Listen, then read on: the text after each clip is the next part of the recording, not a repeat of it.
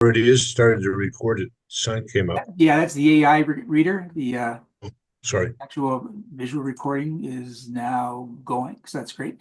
All right, guys, welcome to the March meeting of the PRC. We're no longer prorogued, so we're ahead of Parliament. So thank you for coming today. I hope everybody has had a good winter. Brendan has. Uh, yeah, it's been quite a winter. I'm in Barrie, right? So it's been a heck of a winter here. Um, okay, very good. So recording. I don't imagine we're going to have a lot to do today, but it's nice to get everybody back in the same room for a little while. We have just two regrets. Howard couldn't make it today, but he indicates that he hopes to be back. We're thinking for next meeting, so that would be great. And Andrea can't make it today; she's in another meeting. So those are the regrets we have. Moving on to news and announcements. I mean, obviously, the big news that I put at the top of the agenda is, of course, we have a new leader of the Liberal Party who is now going to be the new Prime Minister. So it's Mark Carney, and so there we go. And Parliament is scheduled to return on March 24th, but the thinking is, at least as far as I can tell, is that Carney will call for an election prior to the return of Parliament. So off we go. Um, I only have a couple of thoughts about Carney and the Liberals, and is that they've turned their fortunes around substantially since the last time we met, actually. So, as a function to a great degree of what Trump has been doing and the uncertainties causing with his tariffs, the Liberals have, for the most part, in some polls, caught the conservatives in the public opinion polls. The other polls are a couple of points behind. It does make a difference to the PRC and the CCGA, with respect to who is in government. At least traditionally, it has. Uh, the Harper years, 2006 to 2015, was a tough on crime agenda that was proposed, which led to several, as in a great number of mandatory minimum sentences enacted, most of which were struck down in the last 10 years by the Supreme Court of Canada. But if the Conservatives win the next election, we'll be pretty busy because Poilievre has every intention of returning to a tough on crime agenda. If Carney and the Liberals happen to win, then it's going to be a bit of a different story, and we'll just have to wait and see how that unfolds. Anybody have any other comments in that regard? Yeah, Matthew. Well, first of all, nice to see everybody. Um, I'm back from a little holiday myself. It was great. We were down in the islands. I can't complain. The predictions are interesting. There may be a minority government here, either liberal or conservative. And the predictions are that neither the Bloc or the NDP will have a sufficient number of votes to join in a coalition unless both the Bloc and the NDP join together. So this is going to be a very interesting election. Miles, what is your wish with respect to future meetings of the PRC given the election call? Well, that's a good question, Matthew. I mean, if Parliament does resume on the 24th, with a new cabinet and new committees struck, and an election isn't imminent, then we're in business. There's going to be Justice Committee reports to be made. There's going to be legislation that's going to be proposed. So we'll have bills in the Commons and then in the Senate, both public and private, to look at, which is what we do for the most part. If an election is called, the dates I'm seeing are either the election will take place at the end of April or the first week of May, and then obviously shortly thereafter a new government will be formed, and then we're back in business. So I'm open to suggestion. I would think. So the next meeting would be, it would probably be during an election. so there won't be any parliamentary activity that's carried on. So I would think we kind of play it by ear. I think we will schedule a meeting for next month on the assumption that Parliament resumes the way it's scheduled to resume after prorogation. But if it doesn't and we're into an election, then we can put it over for a further month because there isn't going to be any parliamentary activity during the election. So making it the second week in May, which will be, I would think, after an election and when a new government is formed, we could certainly meet then and to discuss how we move forward. I'm open to suggestions. As part of the agenda, Miles, I don't see a update on what's happening on the new legislation on the miscarriages. Oh, well, it's no longer a bill. It's now legislation. So it was passed at the end of December, the last week before Christmas. So that we referenced that in our January meeting, and I'll give you an update as to what's happened, at least from my perspective regarding legislation. It's a couple of items down in the agenda, so we'll touch on that. Thank you. Yeah, you bet. But there, at this point, is the same thing that we mentioned in the last meeting. As a result of prorogation, there aren't any active bills before Parliament. All of them died in the order paper. So we're waiting till Parliament resumes with whatever government's in power to start all that back up again. And so so maybe not so much certainly not in April, probably maybe not so much in May, but by June, before they break for the summer, we should see some parliamentary activity. And hopefully we can report on that. So here's my Miles, yes. you just mentioned, about what to do for the next meetings and stuff. On this agenda here, it's already down for April the 11th. My thought is that we continue on April the 11th. If there's nothing, it'll be a really short meeting. Bye, goodbye. But there could be, it's a very changing world right now. West here anyways, and so I think that it's worthwhile just to stay in contact. If it's only 10 minutes, then it's 10 minutes. That's but if there's something I fully support that, Peter. I think it's a nice thing that we at least connect with each other.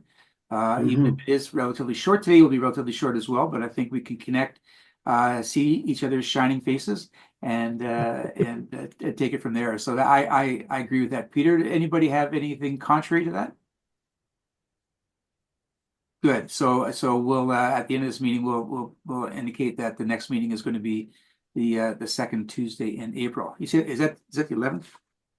The 8th is the 11th, what? I believe, is what it was. 11th? Okay.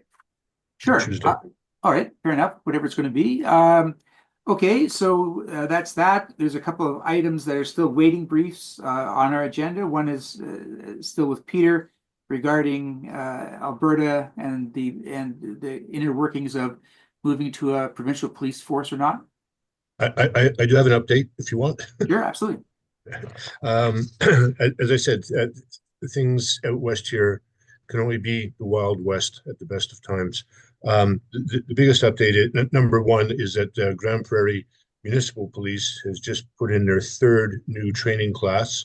I believe it's got 14 members already sworn and are actively working up there, and they're taking over the jurisdiction from the RCMP as a municipal police force, as a municipal force, not as a provincial police force, which in itself is interesting.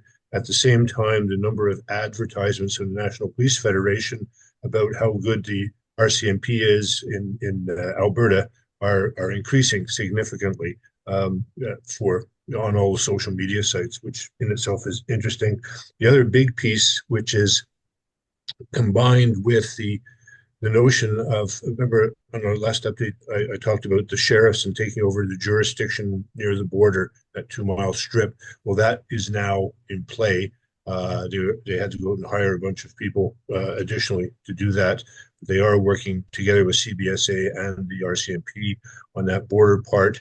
I asked one of their chief trainers where their jurisdiction arises, and basically it's because they are under the same agreement that they have for working with the RCMP, the sheriffs, that is currently for all the highway patrols, etc., and where there's joint operations. So they're piggybacking on the RCMP jurisdiction there.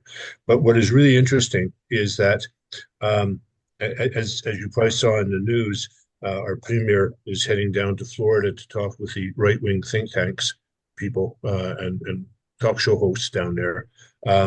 And just recently, on February 14th to be exact, Minister Ellis, who is the Minister of Public Safety, sent a letter to the cities, towns, and police chiefs across the province, asking them to asking for deployment of community bylaw and peace officers to be led by the police on a temporary basis. This is a huge difference in how things are going.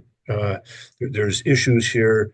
Well, one big issue is the legislative authority, because peace officers have a different their authority comes from a different legislation than the police officers come. And so combining the two together, it brings up whole issues of armed, unarmed, parts of it, because the peace officers normally, other than the sheriffs, are not armed. Police obviously are armed. Discipline becomes an issue if there's a use of force component here, and how that's going to work.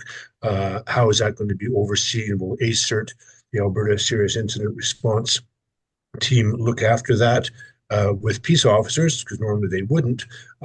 It's done another way. So there's major issues there. There's huge budget issues here, because it's also a downloading of cost back to the municipality to have to deal with this. And this is all being driven allegedly by the so-called fentanyl crisis,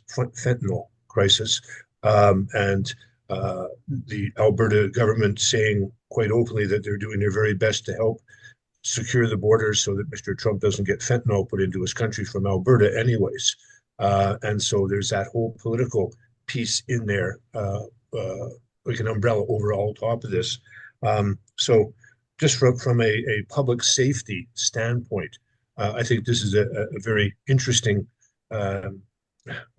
development for public safety in the province of Alberta. The mayor of Calgary did speak up and basically said that, as far as she was concerned, that police officers will remain within the city of Calgary. A command of peace officers will remain within the city of Calgary and not the police service, which is actually where that chain of command actually is. I've got a meeting with the chief of peace officers on Thursday coming up, so I'll have more information on that part. But I just wanted to bring that up because I thought it's a really interesting development. So consequently, no, I don't have the brief for the Alberta Police Force, because it's constantly changing at the moment. So that's the best I can do for an update. Thanks, Peter. Oh yeah, Matthew, go ahead. Sorry. Peter, have you heard any rumblings about this very recent policy paper by the minister, Trudeau, to reorganize the RCMP, particularly that section of the RCMP that does local policing? No, actually, I haven't heard on that part. I did hear rumors that depot will be closed down and phased out over the next few years, and it will be put back to the regions to do the training for RCMP. But no, I haven't heard that part of it at all. They did. I think I said last time, the provincial government here has actually passed the legislation that would enable the establishment of provincial policing. Right now, the big hurdle will be the contract between Canada and the province for provision of the RCMP that's currently in existence, I believe, until 35 or 32. I have to double check. That would have to be overcome. But in direct answer to your question, no, I haven't. Well, this is an interesting issue for you. Yeah.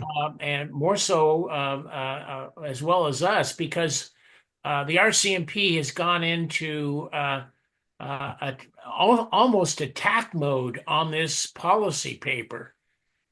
disagreeing with any effort to break up the agency. Yeah, you absolutely. I was going to, before you said, Matthew, I was going to pipe in as well because this is really important. I mean, this was the last kick at the cat for Trudeau, on his way out the door, is that he wants to have massive overhaul of the RCMP, i.e., taking them out of the role of provincial and municipal policing. And as we all know, I mean, there are only three provinces in this country that have a provincial police force. It's Ontario, Quebec, and Newfoundland. So, everywhere else, the RCMP are both a provincial service and municipal services across the country. So Trudeau seems to support the position that they should be removed from that role. And and as Peter mentioned, I mean, each RCMP, each division, provincial division, has a 23-year contract, whatever it is, with the feds, to provide their services. So so dismantling the RCMP from a provincial and/or municipal rule across the country is a monumental, absolutely monumental shift in what they do, and it's no wonder that that they're going to fight that tooth and nail. I mean, it's the mainstay of their business. And Brendan, you have your hand up. Yeah, I just wanted to comment on that. Because yeah, I think that's really interesting. That white paper, I've been looking for it myself, Matthew, because when I saw it mentioned, I was quite surprised. But at the same time, I think this is what Trudeau's been. It seems like it's something that Trudeau's been working on for a little while, and the discussions have been ongoing for a couple years now, I think, right? Because the contracts expire in 2032. The current agreements expire in 2032. Um, so yeah, I know the NPF is quite against that, but there's been pushes. I mean, as I think as we've all probably seen, there's been certain municipalities switching out RCMP for local forces and things like that. So I think there's certainly a discussion to be had, but I'm curious where it's going to go. That news about Depot though is I hadn't heard that one. That one is surprising me. I feel like that would almost be fought more so like that one. Yeah, I feel like that one's going to be quite the battle if they try to get Depot out of Saskatchewan. But yeah, so just all that to say, I think it's interesting, something to keep an eye on, and something I'm certainly keeping an eye on. Yeah, I'm going to put that as an action item, well, a waiting brief on our agenda, and we'll return to it as we go on because if this gets any kind of traction, it's a big deal. It's a really big deal. So how this country is policed. So we'll see what happens there. Yeah, the other thing too is that it may sound cliche-ish, but the provinces are responsible for the administration of justice, not the federal government. Federal government makes the laws, and we administer them, or meaning the provinces administer them, as we know. That being said, part of the argument has always been that the RCMP are cheaper, less expensive for municipalities, especially small ones. They had their stuff, except that's being eroded away now, and more and more because one, they're not getting the service that they require. There is huge deficits in personnel for the RCMP in most detachments. People will be going out by themselves rather than, you're lucky if you can field a full complement on any given day. And the costs are going up. And so what we also have is small communities, especially rural communities, saying, hey, let's again look at this because we're having to pay. And then with the big pay raise the RCMP just received, that's being downloaded onto the municipalities as well. And so, the argument that it's cheaper no longer really truly washes. And then the service is the biggest thing. And that's why it's gained a lot of traction here with the thoughts of an Alberta police force. Yeah, thanks, Peter. Yeah, these kind of arguments have been around for a long time. I mean, in the 1980s, believe it or not, I was a police commissioner in a medium-sized municipality, and the arguments that especially went on at our commission meetings were whether we would replace the local force with the OPP. Yeah, which is the same kind of argument, that we have. Just switch out the OPP, the RCMP, and even then, 40 years ago, God, 40 anyway, 40 even back then, like the local forces fought tooth and nail to keep the OPP from coming in and taking over. But the argument always was that the OPP would be a cheaper way to go than it would be to create and or keep the infrastructure in place at a municipal level that could be replicated quite easily by the larger police force. So this kind of stuff's been going on for a long time, and it's the exact same arguments. So it's nothing new. But anyway, we'll see what happens with the RCMP going forward, because they're clearly the largest police force in the country when it comes to at least breadth of service. All right, guys. Next on the agenda, I had another thing for Peter, a waiting brief on Bill S281, but that doesn't exist any longer. So we can remove that. The last item of interest I have here, and this goes back to what Matthew was asking earlier, is that I, along with a fellow named Gary Botting, who's a retired lawyer and an academic in Vancouver, we founded a nonprofit federal corporation called Miscarriage of Justice Canada. And I'm really pleased to say that Peter and Michelle and Stefan from the PRC are on the board of that particular new creation. And it's what it is basically the creation of an organization very much like Innocence Canada, but with a much broader remit. Innocence Canada, which has been around 30 years, very famous. It was responsible for the exonerations of Guy Paul Moran, Stephen Truscott, William Mullins Johnson, Stephen Sofano, or Thomas Sofano, all those kind of things. But it only deals with homicides and homicide-related matters. In an average year, there's 100,000 criminal convictions in Canada, and less than 8% of those are homicide-related. So what the new Miscarriage of Justice Canada does in relation to the new legislation that's now in force is that it will be basically taking applications from all of those non-homicide related cases. So the 92% of convictions that aren't homicide related are going to be within our purview. So we've got a website, we've got a bank account. The board has met twice so far. So we're moving forward. It's a ton of work to get the infrastructure in place, but we're doing it. And it's exciting. It's very exciting. So we will be reaching out to Ann Kelly, and Irving, thank you for that connection, as the Commissioner of Correctional Service Canada, with respect to getting our presence known in penitentiaries across the country. We're going to be doing media outlets kind of thing. Posters, whatever we can to make contacting legal aid societies. We have an application that's going into the Law Foundation of Ontario for grant funding. Anyway, it's a big deal. It's a really big deal, and it's going to be a very, very busy organization. So anyway, that's all been taking place since the legislation was enacted on December the 17th. So we've been at it pretty solidly now for 2 months, and moving forward. Any questions, or Peter, or Michelle, or Stefan, you want to add to that?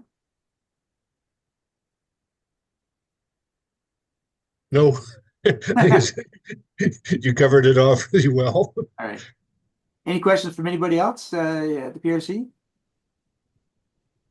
Good, thank you. Yeah, so we'll keep up to date as we go on. I mean, this is one of the things that the CCGA supported when I appeared before the Commons and the Senate in the last couple of years. So it is very much a justice issue, and it's access to justice, which is obviously important. And so we'll just keep everybody up to date as we go on. So I'll keep it on. I'll keep it on the agenda for references for how it develops. With respect to Business Arising, we don't have any Justice Committee reports because there are no Justice Committees. So again, that won't become active until Parliament becomes active, and we'll play it by ear in that regard. The only other thing of news is that we've had this on the agenda for quite a while. So I guess almost 2 years ago, we put forward a proposal to the Uniform Law Commission of Canada, which basically what it tries to do is it tries to make laws across the country uniform, basically from province to province. So it's a policy committee that basically tries to bring the laws, across the country to a uniform standard. So what we submitted was a proposal that all of the human rights commissions across the province would add a criminal record as a protected ground for discrimination, so that basically, we would somebody who applies for a job, for employment and or housing would not be prejudiced as a function of having a criminal record. And there's some cutouts to that with respect to the kind of criminal record it may well be. The state, not unlike the kind of thing we talked about with the spent eviction regime that Senator Pate put forward and that we endorsed to some degree. So anyway, we put it forward, but a year and a half ago, I had a conversation with the council at the ULCC, and then he left the office, and so we're waiting for further contact. And I actually got an email last week from somebody who stepped into the person's shoes I was originally talking about. It's a lady who basically indicated that they're looking at us actively. Their civil division, as opposed to their criminal division, has taken it on, because technically, although we're dealing with criminal convictions, the human rights codes are all civil in nature as far as that goes. And so she'll get back to us when the board of the ULCC next meets. But internally, they accept and are in favor of what we're proposing, and that'll make a big deal. That's a big deal, right? If they do in fact do what we've asked them to do, most provinces will no longer be able to have employers or landlords discriminate against people as a function of their records, which is a fairly common known fact, that you have a record, you have a hard time, getting a job. You really do. It wasn't that way 5, 6, 7 years ago, but for whatever reason, the last half a dozen years, there isn't an employer in the province or the country that doesn't now ask you for a criminal record check for a job. And so it becomes a very big hurdle to get over if you have a record in that regard. So we'll keep that's on our agenda. It's still a waiting brief to see when they're going to come back to us with their progress, but it's moving forward in the right direction. So and that's us. That was our proposal. So that's a really good thing. All right, that's pretty much what we have today. There's no bills under consideration, so there's nothing to talk about there. So pending anything else that anybody has for the meeting, we could adjourn to the second Tuesday in April. Anything to add, Sure. anybody? Yes, Miles, I just had one quick question. Sorry. I was just thinking about this. The Miscarriage of Justice Commission that now received that has royal assent and everything. Did I see that certain aspects of the bill have come into effect? Yes, yeah, exactly. So what happened on December 17th when it got royal assent was, basically the act became the act itself, and what have you. But on March the 7th, the federal government, and it was announced by Minister of Justice Rani, announced that it's now in effect. So it's now come into a force in effect, which means now that if anybody, thinks they've been wrongly convicted, it's that legislation that dictates how they go forward. Now, the Okay. commission itself hasn't been created. They still have to, there's going to be anywhere between 5 and 9 commissioners that are going to be appointed. They're supposed to be appointed by an independent committee, but I think at this point it's going to be governor and council, the cabinet, to begin with. So, you still have to have the commissioners appointed to make it really effective, obviously, because you need a place to make your arguments.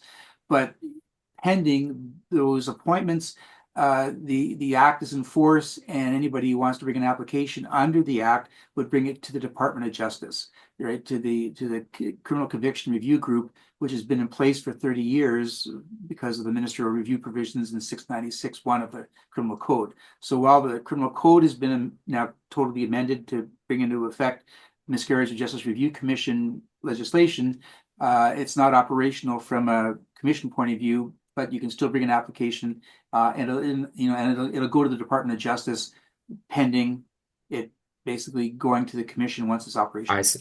Yeah. Oh, okay. I see. I think that was my Yeah. confusion. I'm like, if it's Yeah, in so effect, it but was there's no commission yet. yeah, March 7th was a big day because, to make it effective, it means it's now the applicable law, and it's now how you proceed with an application for exoneration if you think you've been wrongly convicted. So it's nice to see. Hmm. Okay, that was it for me. Thanks, Miles. Oh, sure, my pleasure. Anything else? Dick, quiet. Yep. Dick's contemplating up there. I see it in the screen. He's just contemplating. All right, guys, listen, thank you very much. Sarah, it's nice to see you again. Don't see you, but it's nice to have you here. Thank you for joining us. Okay, so let's now adjourn, and whatever the second Tuesday in April is, then we'll return here and see what we have to discuss at that point. So thank you for joining me today, joining everybody today, and hopefully it's warmer and sunnier next month. Bye, guys. Take care. Everybody. Bye, everybody.